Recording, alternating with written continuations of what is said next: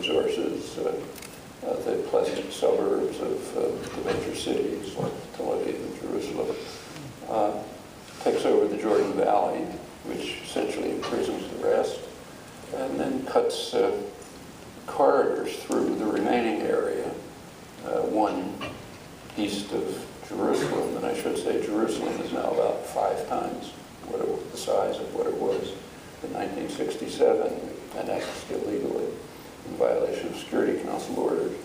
So it's a huge Greater Jerusalem, then corridor extending to the east, which pretty much bisects the West Bank. That's what it was built for. And 2 other corridors in the north, which separate the rest. And what's left amounts to roughly 50% of the West Bank, and 42% at the moment probably will expand. The rest, if Israel just takes that over, there's no demographic problem, because that region is kept free of Arabs, virtually. There's a couple of scattered Arab settlements, but essentially free of Arabs. So no demographic problem.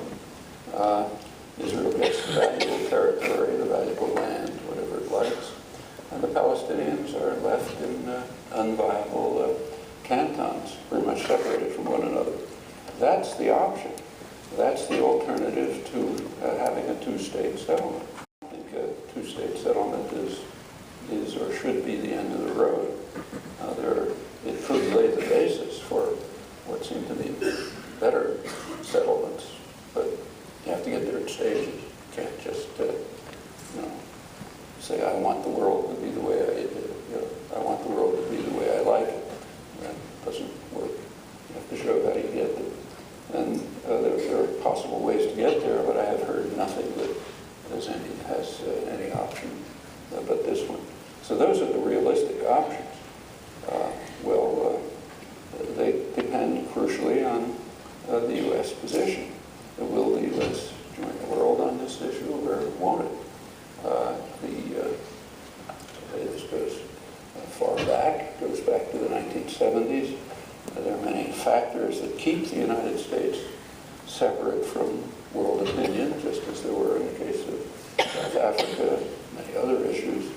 But we might as well face the reality. That's the structure of world order. The United States is an outlier. And it's so powerful that it gets its way. But it gets its way in a violation of global opinion on many, many issues. That relates, I'll just say one word about this, to another major phenomenon that you're all familiar with, major events that have been taking place in the past few months, the so-called Arab Spring, the democracy uprisings in the Arab world. These didn't come out of nowhere. The background is not discussed much, but it's pretty easy to find out. So take, say, Egypt, the most important country, the biggest, most significant, and so on. The uprising, the January 25th movement, was led by a group of, initiated by a group of fairly young, kind of tech-savvy professionals, pretty much, who called themselves the April 6th movement. Well, why April 6th? Because on April 6th, 2008, there was a major labor action organized by what has been quite a militant labor movement at the Mahla textile conglomerate, one of the biggest industrial conglomerates in Egypt. They were going to have a labor action calling for, minimally decent working conditions and wages and so on. And along with it were to be solidarity actions in the cities. Well, that was crushed by force, crushed by the U.S.-backed dictator, Mubarak. So therefore we don't know about it, but they know about it. The victims tend to have memories. And that was reflected when the popular movement burst out again a few months ago, led by the April 6th movement. The same is true in Tunisia and the other places where things are happening. In any event, in the past couple of months, it's been quite spectacular. There's been major development.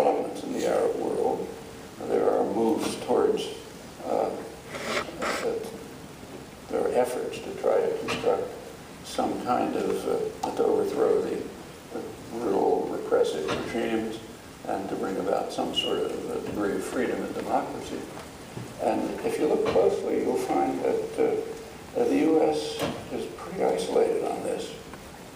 To an extent, along with Western Europe, there happens to be a very good reason why the United States and its allies cannot tolerate a democracy in the Arab countries. Very simple reason.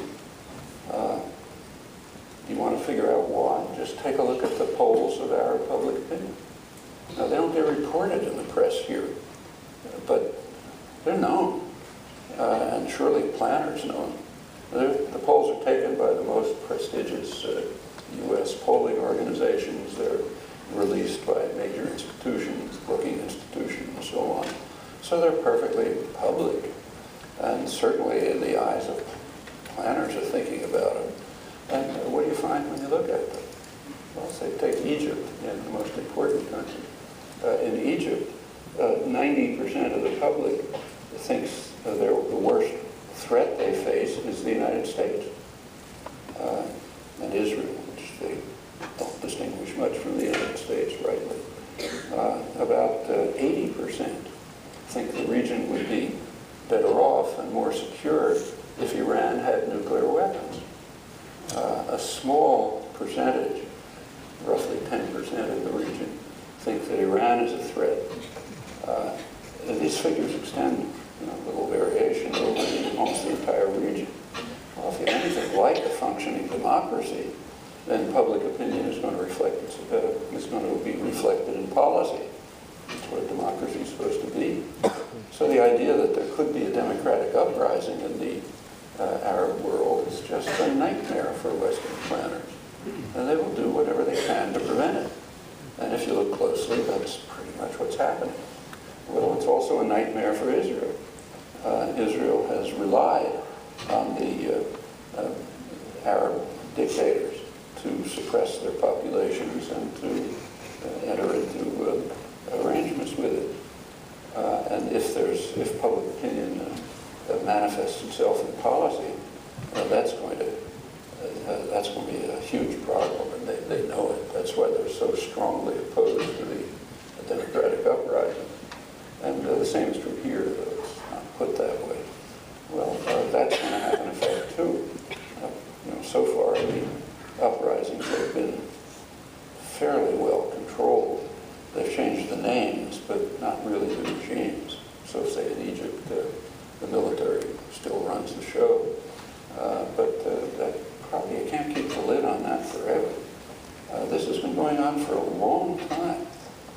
We don't read about it, but certainly planners know it.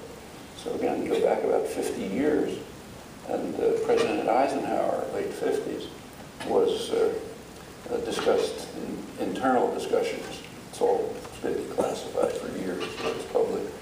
He discussed with his staff what he called a campaign of hatred against us in the Arab world. And not from the governments, they're more or less okay, but from the people.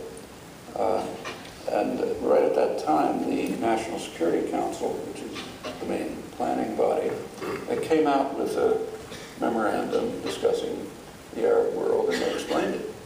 They said there's a perception in the Arab world that the United States supports the harsh and brutal dictators and prevents democracy and development, and that we do this because we want to make sure we maintain control over their energy resources.